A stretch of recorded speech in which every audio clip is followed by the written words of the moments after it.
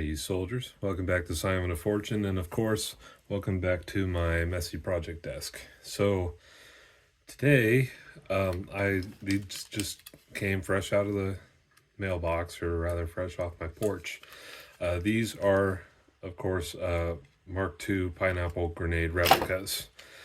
These are for Airsoft, and if I take this off, you'll see this fuse is, of course, different. This is a plastic shell and it's empty. So these are for Airsoft. They're like bottles you can put BBs in. But I have a Korean War impression coming up. And of course, part of that is a 3-cell grenade pouch. And I got these as fillers. And if I never take them out of the pouch, then, I mean, these will do. But, of course, I want to make these look better. So, two things I want to do, of course. I want to paint the grenade body so it looks better. And then I want to see what I can do about the spoon, because this part of the fuse looks good, but, of course, this is way too shiny. I'm going to paint the ends black, like they did late in the war, like the depot modified ones. You know what, maybe I won't do that. I actually don't know what I'm going to do. But first we're going to have to take these apart.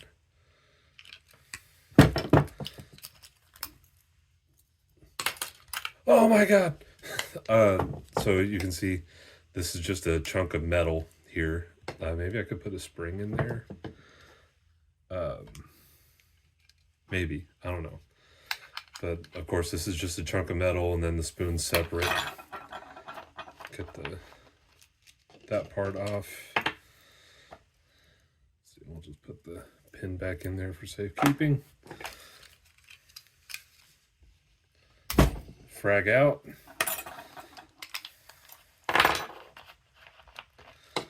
And there's number 2.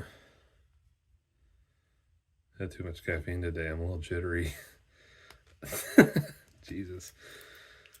I didn't even have that much. Let's see. I had a Dr. Pepper and a Mr. Pibb. Number 3. Of course, the question is, why didn't I just buy normal grenade replicas? Well, one, these were cheaper, a lot cheaper. And in fact, I have a cast iron, trainer grenade with the hole in the bottom and everything. And to get one fuse just for that would have cost more than all 3 of these cost shipped. I think, let's see, from California to Indiana, the shipping was like $6. And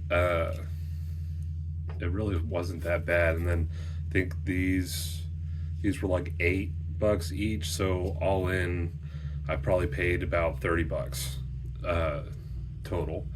And then a single fuse for the cast iron grenade, I don't know, they go for like 15 to... Actually, the fuses on their own cost more than just getting another one.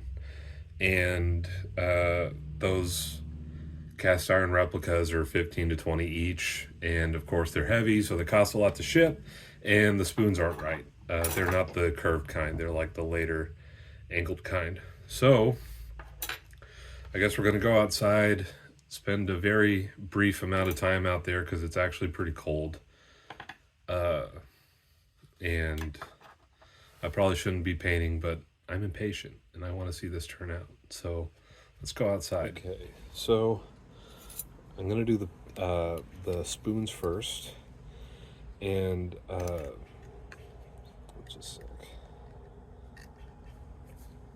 This is the color I'm gonna be using. It says oil rubbed bronze, but it's kind of a gunmetal. See, and I'm not going to be getting full coverage. I just want something to knock the shine down. So.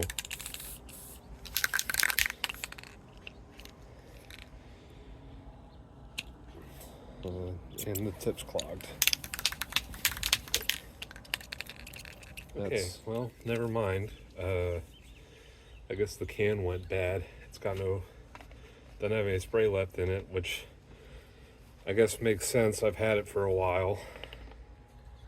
But my primer's still good, so we'll go ahead and do these.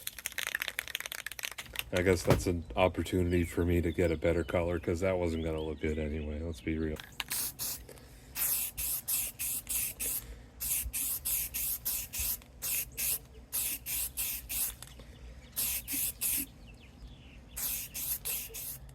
Well, there's number one done. Grenade number two.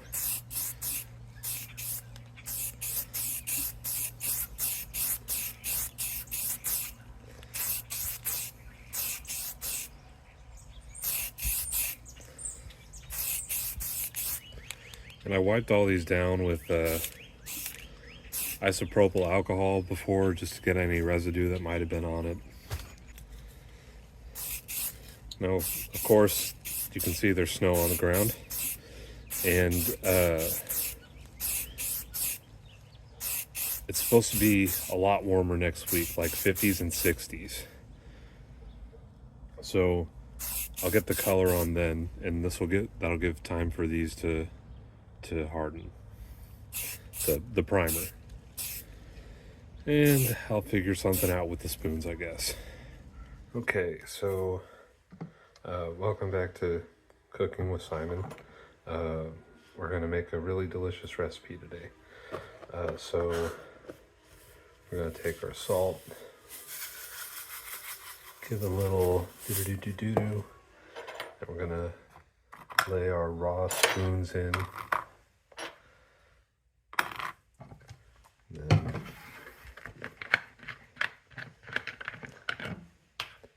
everyone's favorite drink.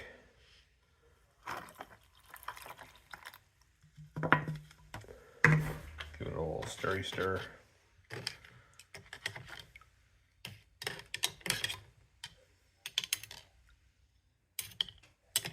And come on.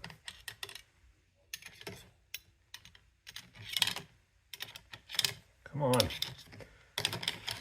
There.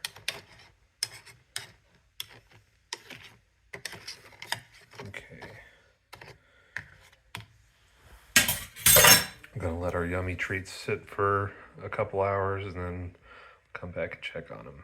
Okay, so I see it's kind of showing up, but you can see bubbles on the surface. I think that means it's working. It's been about 10 minutes. It's gonna have to sit for a few hours, but yeah. Okay, so here's where we're at right now. I had it in the vinegar and salt solution for probably about 20 minutes, and it wasn't doing much. It actually worked better. You can see this line here where it was sitting in the salt. It was working a lot better. So it's unevenly discolored, but I don't really care. But I pulled those out, rinsed them off real good, and then I used some CLR. I forgot I had CLR, so I used that. It was probably in there for a couple minutes, and you can see they're no longer shiny, but they don't look like they're 80 years old, which is what I wanted. I might like rub them down with some black shoe polish and darken them a little bit, but let's see. Yeah, this one probably fared the best of the three. You can see it's still a little shiny. I'll definitely hit this one with some black shoe polish, but it does have that cloudiness. It's been discolored like it's not brand new. And see, this one is also just a little shiny still. But this one is the most weathered, and I think this looks awesome. So next up, I guess we're just going to paint these OD. See what I got. I think it's just going to be the standard 33070, because that's just what I got right now. Besides that semi-gloss OD, which I can't spray. And then, let me see. I have some yellow acrylic I can go around the top band with. So I guess we'll go paint these OD now. Okay, so the paint is wet, just got inside.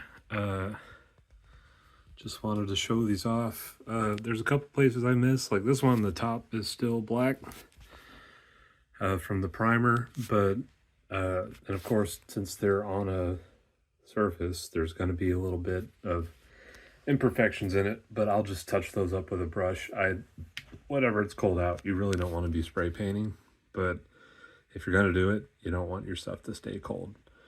So this is probably going to have to sit overnight before I can work on them, but in the morning I can paint the bands on the top and touch up the paint, and then should be done. This is really crappy paint, but it's what I got. This brush sucks.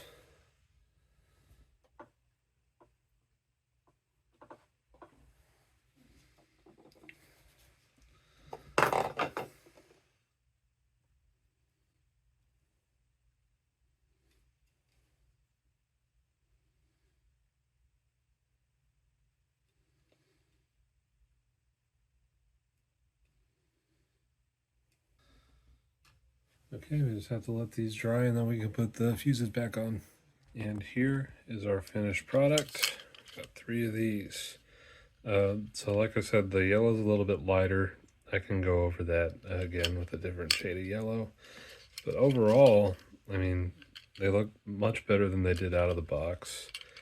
I did try doing the shoe polish thing. It didn't really do anything.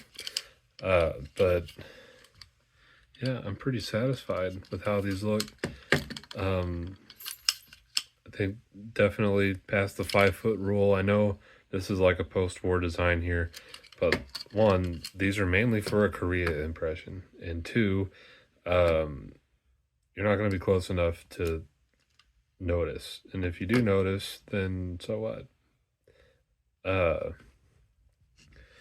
overall, I'm really happy with how these turned out. And I think I might get a couple more and do it to them too for my group. Okay, so here we have a little sneak peek of my Korea stuff, my Korean War impression, and I just wanted to show you these. I mean, obviously they're the same grenades, but I painted the yellow band around it better. I found a better yellow paint because the old stuff was just too light. This one looks kind of weird. I might go over it, but here's another one. I painted the black on the end of this one. This is the only one like that. This helps me differentiate because I stuffed a spring in here, so whenever I pull the pin, it actually launches the spoon off, but it's not very powerful, so it doesn't really work all that well. But you can see the old lighter yellow paint right there, and then the golden yellow paint. I want to say this is called like King's Gold or something, but it looks really good. I'm really happy with how it turned out. And I also filled these with sand, or actually blasting media, like on my Korea and Vietnam M1 helmets, because I got a 50-pound bag of it.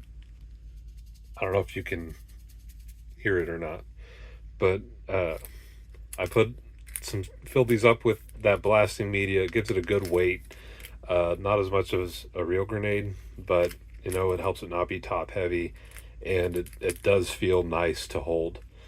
Also, interestingly, I mean, you can see where the black primer is showing under, where it's kind of worn away. Actually, that's worn through the primer too, but it doesn't really distract from it. I think it just looks like honest age. Like, that's just the natural plastic below, but it just looks like metal. I guess just in the context, because it's grayer, and I don't know. I think it looks really good. So if you liked this video, remember to like, share, subscribe, do whatever you want to do, and I will see you in the next video, which will probably be a video on this stuff, since it's for an upcoming event. Anyway, have a good rest of your night, soldiers, and I will see you in the next video.